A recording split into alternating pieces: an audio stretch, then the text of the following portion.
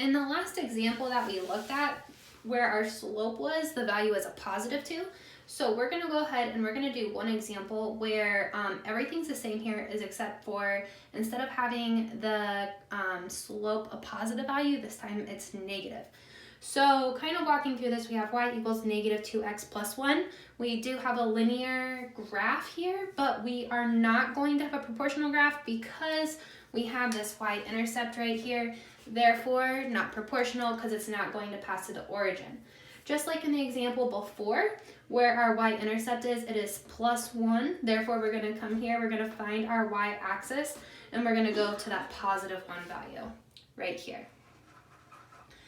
Now, this time, our slope is a negative 2 instead of a positive 2.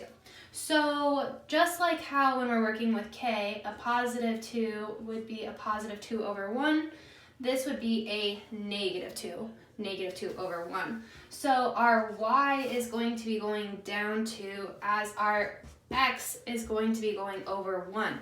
Remember, it's really important here that we always work to the right. So I'm going to start at my y-intercept right here at positive 1. I'm going to go ahead and do my y change, and then I'm going to do my x change. So I'm going to go down 2 and over 1, down 2, over 1. You'll notice that if I connect these points, once again, we have a linear graph. It is a straight line. However, it once again did not pass through that origin. Now, even though these are pretty simple lines, what you will notice is that earlier our line was going this way, now our line is going this way. Earlier when our line was going this way, we had a positive 2, our line was going up, we would call that a positive slope. In this instance, we have a negative 2. If we look at our line, it is going down, so that is a negative slope.